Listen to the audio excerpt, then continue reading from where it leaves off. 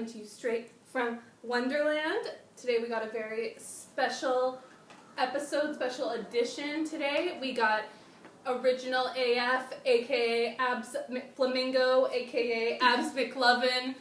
This is my longtime homie, Abby Flamingo. We're gonna call you. How are you doing today? I'm doing mighty fine. How are you? I am great. Are you ready to dive into Wonderland with us? Explore some wonderful, wacky, weird topics? I'm ready. Alright, I so have my pie, I'm ready. she's got her lemon meringue pie. We just smoked a little because we live in Canada where it's legal. So that's what's up. And today's episode's gonna be fun because Abby has no idea what the hell we're talking about. So her reaction to this weird ass topic is gonna be hella genuine. And I'm excited for her insights that she's gonna bring. She's gonna be a good addition today. I don't know what to expect. She doesn't know what to expect. We just want your genuine reactions. We want your thoughts. If you have connections, just whatever. Whatever comes into your mind, just let it flow. And we inspire curiosity on this channel. Okay. That's the point. Okay, so today's topic, let's just get into it. I'm going to try not to talk too much. We are going to be talking about, I'm going to try my best French accent. I do speak French, but the French accent is very anglophone. So, Yeah, I don't speak French. today we're going to be talking about Augustin Lesage. Alright? Augustin Lesage. I'm ready. So, this guy, we're going to rewind it back. He was born in 1876 in France. He was born in northern France near the city of Lille. So, when he was 35, so in 1911, he was a miner. He was working as a miner in northern France, so in the coal mines. Mm-hmm. Got it? So, when he was 35, he was down in the mines, and he basically heard a voice when he was in the mines. And the voices that he heard, he believed at first that it was the voice of his younger sister. And she had died at the age of 3. And basically, these voices were telling him to, like, make art. They were like, you need to create, you need to make, like, art. Okay. And they even gave him, like, specific instructions about, like, what subjects to paint and, like, what materials to use and stuff. So, yeah. So, basically, yeah, so he heard more voices. He really got into this whole trying to, like, communicate with the spirit world within the first few years of his experience. But yeah, so he was guided at first just by one voice that he thought was his sister's, but then later on he began hearing, like, a bunch of voices. So what do you think about that right off the bat? I'm, like, kind of spiritual, so I like to think that maybe his, like, ancestors or, like, spirit guides were, like, reaching out to him. Do you, like, you gotta follow this path. do you have any, like, thoughts about, like, why he would see it or hear them in a coal mine? Is that, like, a special place? I don't know. I mean, it's kind of dark and dingy down there, so it'd be kind of creepy hearing voices. Yeah. So maybe, what if it was, like, his, like, coal miners, like, fucking with him? Like being down there alone? Like, fucking with him? Or, like, maybe his, like... Or the other coal what if miners. they were just, like, fucking with him? Oh, right. Like, he, like, believed them. True. I don't know what kind of, like, a rig they could, like, set up, like, recording materials. I don't know. That's true. Like a paper cup with a string. And they're, like, What do you think? It. I don't know. Because I have some theories Yeah. about it. But I think probably the main one that I really, like, lean towards is that there were probably... Well, like, okay, I'm not going to write off. Yeah. I'm not going to call him bullshit and be like, you weren't hearing voices, like, for real. Because I believe that he probably was. He Like, probably was. I'll show you pictures later of, like, what this art looks like. And it's fucking crazy. Like, so it was like some like higher being. so yeah, that's what I'm saying. I don't want to like write off this whole experiment, or this whole experience, but I feel like it's really compelling to me. He was in a coal mine where there are like natural gases and stuff that can like leak into the mine, which like could cause like hallucinations. This is true. And things, so that's kind of where my mind leans, but like honestly, I like really... a gas leak? Yeah, but like who knows? Not me. No, that's kind of true because they're not ventilated properly. Yeah. So after he heard these voices telling him to start painting and like telling him the materials to use and what to paint and stuff, he went out and he purchased his first canvas to paint on, but by accident, he bought a canvas that was 10 times larger than what he had intended to buy, but his spirit guides were like, don't be daunted by this, just begin to paint, and these like huge giant canvases really became like his signature. So he was hearing the voices outside of the coal mine too. I think maybe. So then I would believe I think they just became like a spirit guide for him. And so later on in his life, this is something he said about hearing them. He said, in January 1912, powerful spirits came and revealed themselves to me, ordering me to draw and paint, something which I had never done before.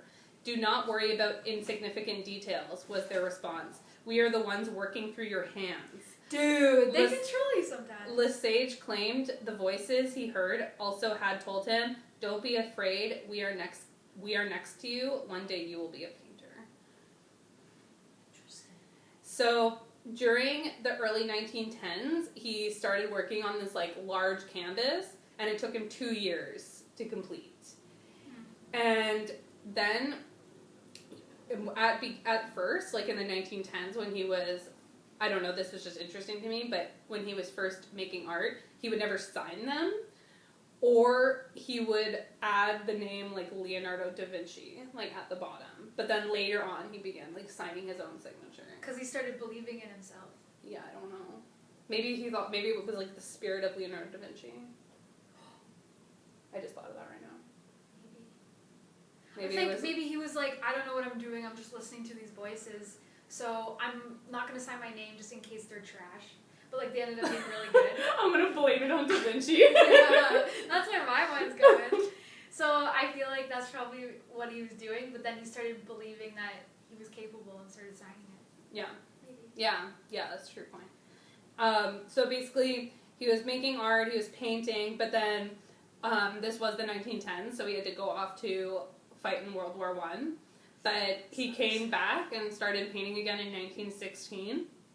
And then by the early 20s, he was able to make a living from his activities as a spirit medium and an artist. So he was now a medium and an artist. So I guess he really could, like, channel in these, like, voices. That's cool. Yeah. And even in the late 20s, in Paris, Lesage offered public demonstrations of his spirit-driven painting technique while being observed by scientific researchers who were interested in this kind of spiritualistic artwork. Why are these people always so showboaty? When they feel like they need to, like, show their gift to the world. I don't know if it's showboaty. For me, it's more like, well, if I'm gonna be, like, this dope, like, I'm gonna make a dime off of it. That's true, too. Like, they're like, I better get like, out there. Like, this guy was, like, I don't know how much coal miners made. But he was, like, a Oh. poor coal miner, and now, like, people are, like, gathering around him to, like, look at his art. And I'd be like, fuck, I'm charging for it. That's true. You know? I'm like, you're not getting this for free. I'll be a busker for a couple years, but I'll get my word out. Yeah. But he continued to work, like, and make art right up until his death in 1954. So, for, like, 30-something years. That's pretty cool. But so basically his body of work, once he died, he had over 800 pieces of work. And his paintings are highly intricate, symmetrical, colorful, and architectonic. His paintings are quite reminiscent of ancient Egyptian art, hieroglyphs, and architecture, as well as Oriental architectural forms. Wait a second. So, what if back in Egyptian times, spirit guides also contacted them, which are actually aliens, telling them to like do this shit, and like they gave them like information and like technology through like this communication. I really feel like we were even just like watching that thing about like Tesla. Like I feel like there probably are like select like chosen ones. That's what I think. Maybe he's a chosen one to progress society. But then they kind of get like labeled as like crazy. Or it's like, oh, that's the like crazy artist that talks to spirits. But that's why they always tell spiritual people always tell you don't worry about other people, worry about yourself. And and I don't even know how much they really like analyzed this guy's work. But I feel like if you analyzed it, you could probably get some like messages out of it. It's like ancient geometry. Yeah. But also, like, the thing that was interesting about him, because he grew up, like, in the north of France, I'm assuming more rural, so he had, like, never really seen art before, like, only, like, on trips to, like, the Fine Art Museum when he was, like, a kid to, like, the main city, but, like, not that much. And his spirit guides were like, hold on, you're not going to be a regular man. You're pretty much going to be an artist. Yeah. And also, he says, this is a quote of his, he says, I never have an overview of my entire work at any point at the execution. My guide tells me, and I surrender to their impulses. I agree, because I'm pretty, like, artsy myself, and I never fully know what the object's going to look like until you're done, right? But you're just, like, I was, like, my aunt is very artistic, too, and she always used to tell me, like, oh, it's very meditative for me, and I would agree. It's like, you almost zone out, and you just do it. I always, like, when I see, like, giant pieces of art, like, when you just look really close to them, and you see, like, each individual, like, brush stroke, and, like, detail, and, like, little line and stuff, like, I always think, I'm like, yo, did you, like, plan this out, and, like, know that you're gonna put all that there, or did you just, like, feel it, like... You just feel it. Yeah. And, like, that's why, like, I've always been good at art, and people have always been like, wow, that's so good, how did you do that? I'm like, I don't know. Like, I literally don't know. I just do it.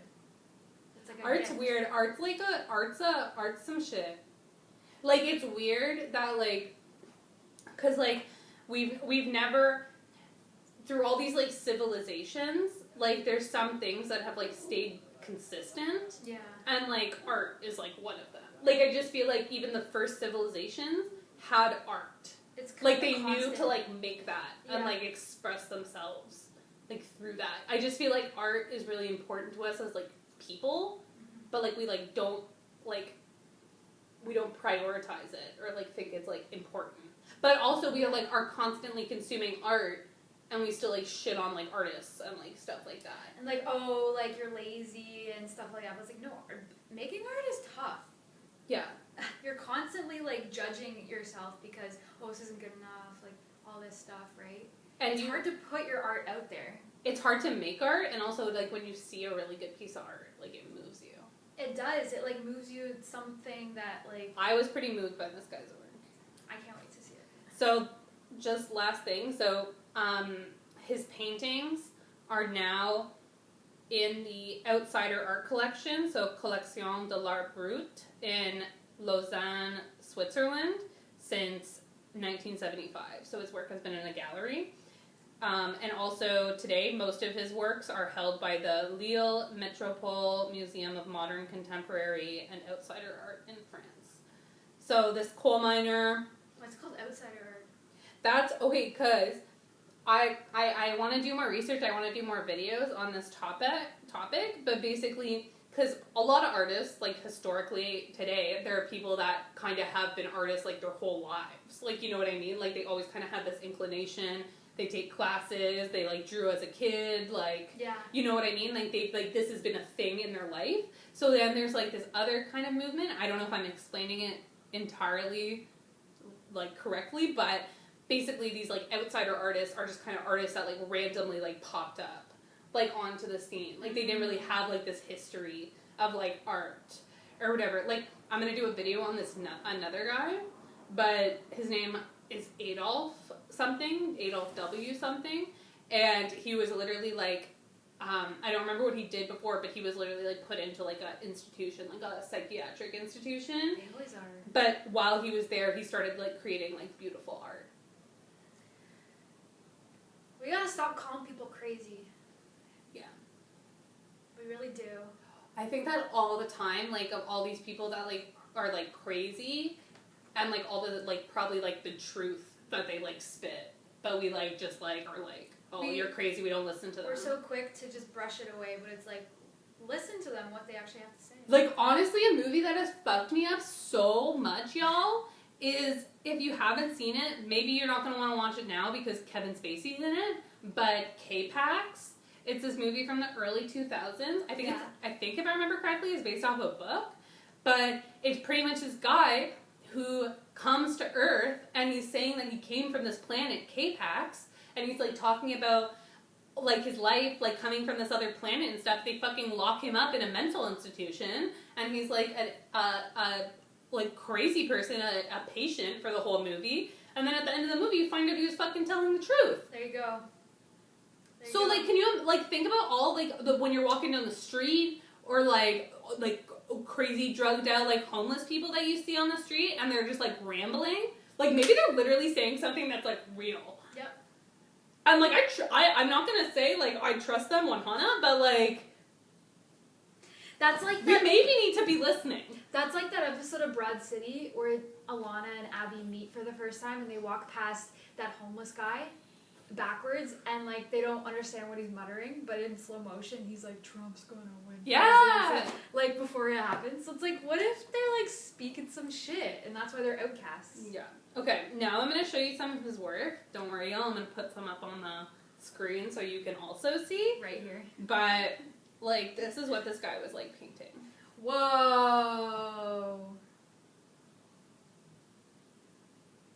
Okay, what? That looks like it's a computer made it. Yeah, and this is, like, the 1910s. What? Like, that's, like... That looks like graphic art. Like, look how, like, the intricacy. I'm getting chills. Yes, I know! Wow, how did he create that with, like, just his hands? The spirits guided him. Okay. Yep, no, he was definitely guided. Wow. It looks wow, like... Wow. But also... Looks like a bear. Like... I am blown away. But also, like, for people that have kind of... Yeah. That's, like... I can't even... You know how hard it is to do a straight line? Let alone that intricate design? And it's, like, symmetrical. Yeah, I wonder what, like, materials he used. Like, they literally... Because that's the thing, too. Like, they literally told him what materials and that's, like, stuff to use. He's using, like, massive like, canvases. like, these canvases are, like, 6 feet. Like, they're huge. Like, they're huge. That's crazy. I would believe in God after seeing him do that. I would be like, okay, God's real. That's and, like, insane. I don't know if this means anything to this, but, like, for those of us that have, like, dove into, like, psychedelics and, like, that world, perhaps these images really, really look like a, like, DMT, like, trip. You're right. Like, that's what that looks like the geometric patterns, like, the sacred geometry and stuff like that. What if it's the spirit guide telling us to start experimenting? I don't know, because also, like, I've been thinking for a little while, like, honestly, a belief of mine, just, like, the fact that we, like, are energy and stuff like that, I really feel like what we're seeing around us, like, this reality, I don't think this is real. Like, I think this is, like, a perception, like, of this earth. Like, I don't, like, we're not a physical being. Like, what we are is, like, more, like an energy on the inside of us. It's not, like, this body is not us. Like, the energy inside of us, like, our soul or whatever you want to call it, like, that's truly us. And so, like, there's a lot of people, like, even cultures, like, Tibetan Book of the Dead and stuff like that, that when you die, like, basically what you're going to see is going to look like a DMT trip. And so, like, I don't know, like... I could explain, like, the white light. So, like, I don't know if these, like, cultures and stuff that are, like, painting these, like, crazy, like, sacred geometric patterns and stuff, like, what you see when you're on, like, a trip like that, if maybe they had, like... Because even, like, well, I'm going to get into it, but, like, meditation and, like, breath work and stuff can make you, like, crazy hallucinate and, like, see these things. And so, like, I don't know, maybe if these, like, ancient cultures or something had, like, a better understanding of, like, that world, like, beyond us, that, like, what we're gonna see, like, when we die. So literally maybe these are, like, the spirits being like, yo, this is what the spirits telling him to paint this. It's like, yo, this is what, like, it really is. Like, this is what the universe, like, looks like. even like, cause like even like everything points to it, like physics, math, like even like the physics and math and stuff, you can like grid out the universe. Well, yeah. Oh, yeah. If you want to get into that, like quantum mechanics, yes, stuff can actually explain a lot of like spiritual, like it's complicated, but it's real. It's real. And I'm gonna dive in. This channel is gonna go deep, y'all. So buckle up. She's telling the truth.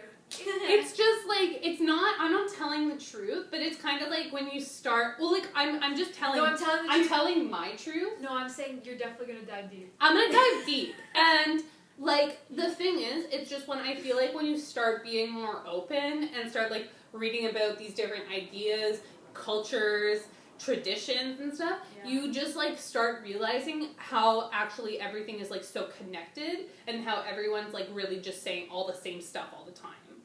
And even for thousands, like, of years, people have been saying the same thing. Yeah. And it's like, we need to take that seriously. If you boil things down... Constants, yeah. If you boil things down to, like, their core, a lot of the things are very similar and it becomes patterns. Yeah. Patterns. That's what I'm saying. And I believe, like, our world goes through, like, cycles. So, like... Say, for example, in the Roaring 20s, and there was, like, I saw this on Twitter recently. Yeah. There was speakeasies in the Roaring 20s, right? And people would get in trouble if they were serving alcohol. Right. Fast forward to 2020. Yeah. Now that COVID's going on, I noticed there's, like, a picture of these security guards patrolling the streets of Manhattan, looking into restaurants if they had over a certain amount of people or something. It's, like, kind of the same thing. It's always the same idea. Yeah. Just, like, so it's, like, coming back again. What is it? It's like same shit, different day. Yeah. Pretty much. It's like 100 years later, the cycle starts again. Yeah. And then... Yeah. It's just like, whatever we're talking about this, talking about anything. When people, like, are like, oh, I can't believe this. Like okay. Like, I want to do a video about this too. Like, we're getting off topic now, so I'm going to try and bring it back around. But, like, like that, what you're saying, like, there's constants and shit repeats itself. Yeah. And it has been for, like, thousands of years. Like, even right now during COVID, some people don't want to wear the mask or whatever, and other people are like, oh my god, I can't believe these, like, assholes don't want to wear the mask or whatever, and I'm not defending them, wear your mask, y'all. But, like, during the Spanish flu, in, like, the 1910s, there was literally, like, in San Francisco, an anti-mask, like, coalition. So that's, like, people are the same. Yep. Like, people don't change. Mm-hmm. There's always going to be people, like... Human nature. Anyway, so let's dive into some, like... Because, like, I feel like we got into our own theories. I feel like we much more lean towards, like, this, like, spiritual, like, energy. I agree. But, like, obviously people have had other ideas. So here's two of the main theories I found. So first one, basically, is, like, the fact that he was in the coal mine. So, like, his oxygen levels would have been, like, less. So, like, it would have been harder to breathe. That's fair. So this kind of goes back to the idea of, like, breath work. And for thousands of years, like, shamans and swamis and stuff have been using breath work to basically...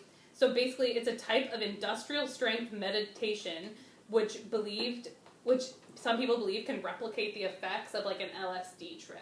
Because it is in our brain, DMT. Yeah, so by hyperventilating for long periods of time, you get to experience a non-ordinary state of consciousness. You trip, you rebirth, you visit past lives, see visions, and you hear voices. So, like, was this guy, like, did he have, like, a lack of... Because that's what I mean. Like, the fact, even if it was caused by, like, a lack of oxygen... He's obviously still experiencing these, like, voices and stuff that are, like, telling him to do a thing. So, like, I don't know how much, like, the cause really, like, matters. Because it still resulted in, like, him making these, like, amazing works. It kind of falls through that theory. So, like, that's fine. But that's fine if, like, he had, like, a lack of oxygen that led him to, like, hearing voices. Like, those voices still led him to, like, create this beautiful art. But I think it's a legit theory. Like, I don't know much about minds. It's a legit theory, but it falls through because it doesn't explain how he could paint these hundreds of photos, right? It's odd because, like, you hear voices. You can't do breath work like that constantly. It's like you hear voices, but then it kind of, like, it steps it up a level that he was literally, like, making art. and like crazy art. I don't know if I believe that theory, because like he made hundreds of things. You can't be breathing and hyperventilating every time, you know. I think it could have just been from another realm. Yeah, but that's kind of what I mean. Like, even I believe it could have came from another realm, but maybe it was caused by like the lack of oxygen. That's true. That's kind of what I mean. Like, I don't know if the cause like really matters that much. Like, I don't think people should get stuck on it because like it's still like a beautiful stuff that he made. Oh, I agree. And then kind of like the second theory I found that people were saying, so they were really relating this to, do you know what the Oracle of Delphi is? Delphi? No. I don't know if it's Delphi or Delphi, but I always say Delphi, so we're going to go with that. So basically, the Oracle of Delphi was the most important shrine in ancient Greece and was considered the center of the world. Okay. It was a crucial pilgrimage for those seeking guidance from Apollo's mouthpiece, the Pythia, who gave cryptic answers to such matters as timing for planting crops, preparing for war, or resolving a moral dilemma. So they were like a psychic, I guess, in modern terms. Okay. And they would like, but they specifically, the oracle, so from what I understand, I guess like the person who was at the Oracle of Delphi would change, like they would become the oracle, you know what I mean? Like embody them. Yeah, and then they kind of became like the psychic person, so then people would literally come to them and like to ask questions and like get like guidance. So, but then later on, because like it seemed like this person was like tripping, like how are they gonna know all this like shit? Yeah. Later on, they did some studies and they successfully identified young faults at the Oracle site and has also pinpointed the emissions responsible for the Pythia's trance state. Light hydrocarbon gases from bituminous limestone.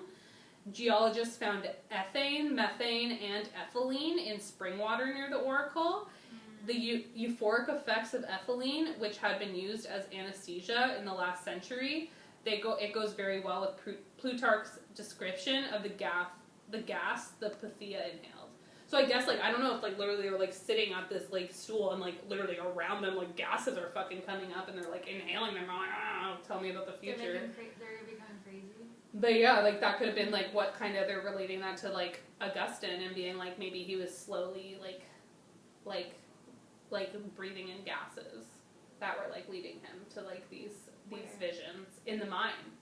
So, but he wasn't painting in the mine. That's a great point that I didn't think about.